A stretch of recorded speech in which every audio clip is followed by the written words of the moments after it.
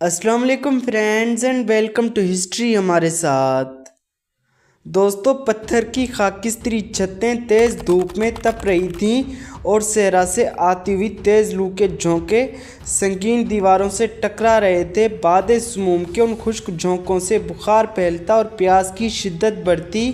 गर्मियों में अर्ज़ मऊद के छोटे छोटे कस्बे और कोयवादी धूप और लू में झुलसते रहते। इंसान और हैवान उस सहराई हवा से यूं घबराते जैसे वो किसी खौफनाक दुश्मन से दो चार हों।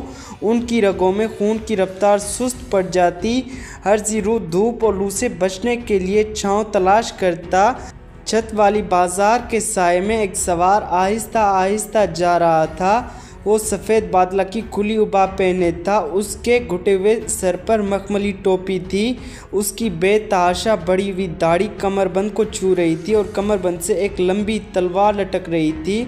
उसकी अब्बा के सीने पर टमटल की सुर्ख सलेब चमक रही थी। लंबे बालों वाले चंद मुसल्ला आदमी फ्रेंच ज़ुबान में बातें करते हुए एक छप्पर नुमा दुकान के सामने से सुनहरी जेवरों को गौर से घूरते हुए गुजरे। अतार की दुकानों पर किसी बेगम का कमसिन खिदमतकार खुश्क मिजाज अरमनी से एक पैसे के लिए झगड़ा कर रहा था। स्याह लिबादे में मलबूस राहिब ने बकरे की रान को बड़े मायराना अंदाज में टटोला और नफ़ी में सर हिला दिया, लेकिन नंग धड़ंग देसी लड़का गोश्त का टुकड़ा थामे खामोश खड़ा रहा। और फिर उसने एक तवील जमाई ली। शराब की दुकान से सुकून की खुनक के अलावा यूनानी और अरबी की मिली जुली आवाज़ें आ रही थीं। सिर्फ सोने और चांदी के सिक्कों को बजा बजा कर परख रहा था।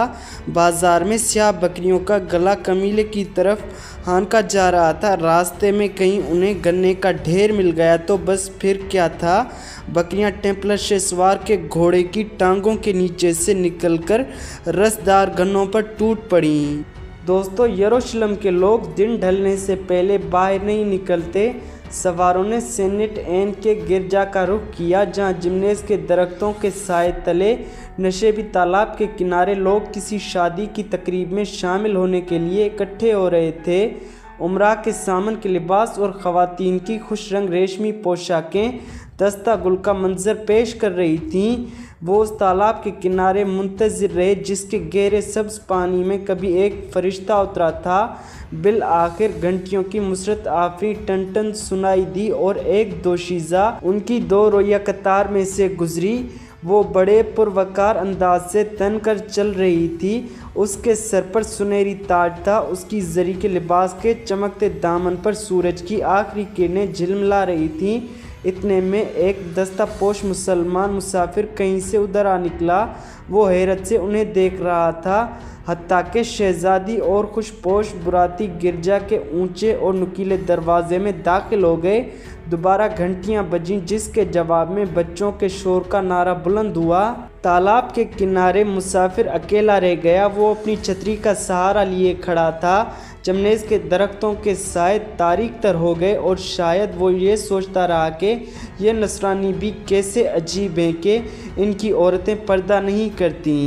दोस्तों, मज़ार मुक़द्दस से लेकर कलीसिया सेऊं तक के बुलंद मीनारों से इशा की घंटियां बजीं और फिर गहरा सन्नाटा छा गया। कहीं कहीं ज़िंदगी के आसार बाकी थे। भेड़ें एक तंग दरवाजे से गुजर रही थीं, जहां एक नेज़ा बरदार यूं ही बेमुसरफ बैठा था। एक लड़का आहिस्ता आहिस्ता भेड़ों के हुजूम को चीरता हुआ बढ़ा। वो एक दाढ़ी वाले शख्स का हाथ खींच रहा था। दाढ़ी वाले के हाथ में दूसरे आदमी का हाथ था। दूसरा आदमी तीसरे का हाथ पकड़े हुए था और तीसरा चौथे का हाथ थामे चला आ रहा था। ये सब अंधे थे जो सलेबगाह मसीह पर अपनी आँखों के नूर की बहाली के लिए दुआ मांगने हाजिर हुए थे। जब शाम के साए रात में ढल गए तो बादशाह अपने महल की शहनशीन पर नमूदार हुआ। यह महल मीनार दाऊद के मुतसिल था। बादशाह तने तन्हा था और उसका चेहरा निकाब से ढका हुआ था। وہ لکڑی کے تخت پر آہستہ سے بیٹھا جیسے درد میں مبتلا ہو۔ اس کے ہاتھ کھلی آستینوں میں چھپے ہوئے تھے۔ امراء اور عمائد اس کی آواز پر ہمتاً گوش تھے، لیکن اس نے کسی کو مخاطب نہ کیا۔ وہ بالڈون تھا، شاہ ممالک کا بیٹا۔ وہ خدا کے فضل سے یروشلم کی ریاست کا چھٹا فرمانروا تھا۔ وہ نوجوان تھا لیکن بچپن سے ہی جذام میں مبتلا تھا۔ دوستو، وہ بالڈون جذامی کے نام سے مشہور تھا اور گاڈفرے یعنی بادشاہ بالڈون اول کا آخری جانشین تھا۔ وہ بہت صابر اور حوصلہ مند تھا۔ اسے نہ صحت کی امید تھی نہ بیماری کی توقع، پھر بھی وہ اپنے روز افزوں درد کو نہایت خاموشی اور استقلال سے برداشت کر رہا تھا۔ وہ وقت خواب و خیال ہو کر رہ گیا جب وہ اچھا خاصا صحت مند تھا اور جب اس نے اسکلان کے قلعے سے ٹیمپلروں کے لشکر کی قیادت کرتے ہوئے صلاح الدین کے لشکر پر حملہ کر کے اسے تاخت و تاراج کیا۔ اس وقت وہ 16 سال کا نوجوان تھا، لیکن اب 6 سال کی مدت میں وہ اس قدر معذور ہو چکا تھا کہ اپنی بہن کی شادی میں شامل ہونے سے بھی قاصر تھا۔ اس کی اگر کوئی اولاد نہ ہوئی تو یروشلم کا کیا بنے گا؟ یہ فکر اسے اکثر پریشان کرتی، کیونکہ اسے یہ شدید احساس تھا کہ میں چند دن کا مہمان ہوں۔ کسی دشمن کو 65 سال سے یروشلم پر چڑھائی کرنے کی جرأت نہ ہوئی تھی۔ صلیب کی مقدس لکڑی سونے کے خول میں نہایت حفاظت و احترام سے پادری کے حرم میں رکھی تھی۔ صلیب گاہ مسیح کی چٹان پر ہر جگہ زائرین کی صلیبیں نصب تھیں، جن کے پاس دن رات شمعیں فروزاں رہتیں۔ ہر وقت خدا کی حمد و ثنا کے گیت گائے جاتے۔ کیا یہ سب کچھ ختم ہو جائے گا؟ یہ سوال اسے پریشان رکھتا۔ معذور لوگوں کی طرح اس کی قوت احساس بھی نہایت تیز ہو گئی تھی۔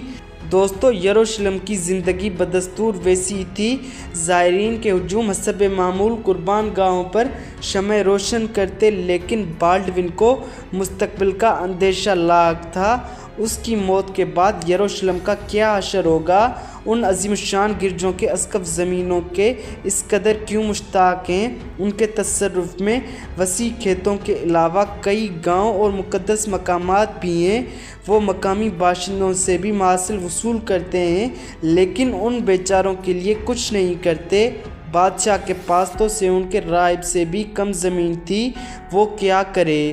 زائرین آتے، دعائیں کرتے، منتیں مانگتے، عبادت کرتے اور چلے جاتے، لیکن یروشلم کا دفاع مقامی حکمران کا فرض تھا، جسے پچھلے سال کم و بیش قید سالی کا سامنا بھی کرنا پڑا تھا۔ زائرین کی زبانی یہ سنا گیا کہ یورپ میں عظیم الشان گرجوں کی تعمیر ہو رہی ہے۔ لوگ رات کو مشعلوں کی روشنی میں پتھر ڈھو کر لاتے ہیں اور بہت سے نیک لوگ ہم آواز ہو کر گاتے ہیں۔ یورپ کے بادشاہوں کی طاقت میں دن بدن اضافہ ہو رہا ہے، لیکن کہاں ہیں شاہان یورپ؟ کہاں ہیں ان کے مسلح لشکر؟ سمندر پار کر کے یروشلم کے حکمران کی مدد کے لیے تو کوئی آتا نہیں۔ یورپ کے اہل کلیسا صرف گناہ گاروں کو کفارہ ادا کرنے کے لیے یہاں کیوں بھیج دیتے ہیں؟ سمندر پار سے صرف مجرم، قاتل، طالع آزما، مفلس، بے ملک اور آوارہ لوگ ہی کیوں یہاں آتے ہیں؟ دوستو، آدھی ساحلی بندرگاہیں اطالوی تاجروں کے قبضے میں تھیں۔ وہ صلیبیوں کی طرح صلیب کا نشان زیب تن کرتے ہیں، لیکن وہ کبھی صلیبی جنگ میں شامل نہیں ہوتے۔ وہ اپنی روحانی نجات اور اپنے بٹوے پر کرنے میں مصروف رہتے ہیں۔ بالڈون کا جسم درد میں مبتلا تھا اور اس کا دل شک اور اندیشے سے گھائل۔ اس نے اپنی بہن سبیلا کو شادی کرنے کا حکم اس لیے دیا تھا کہ وہ یروشلم کے تاج و تخت کا وارث بنے۔ بالڈون شاہ نشین پر کھڑا دوش ہوا پر آتی ہوئی گھنٹیوں کی جھنگار سنتا اور اکیلا کھڑا سوچتا رہا، یہاں تک کہ رات کی سیاہی کے دبیز پردوں میں شہ نشین اور اس کا باغ لوگوں کی نظروں سے اوجھل ہو گیا اور بالڈون کا چہرہ بھی ہمیشہ کے لیے ظلمت شب میں روپوش ہو گیا۔ دوستو، امید ہے یہ قسط آپ کو پسند آئی ہوگی۔ اگر یہ قسط آپ کو پسند آئی ہو تو ویڈیو کو لائک اور شیئر کر دیں اور چینل کو سبسکرائب کر دیں تاکہ آنے والی ہر نئی قسط کا نوٹیفیکیشن آپ کو ملتا رہے۔ ملتے ہیں اگلی قسط میں، تب تک اپنا بہت زیادہ خیال رکھیے۔ اللہ حافظ۔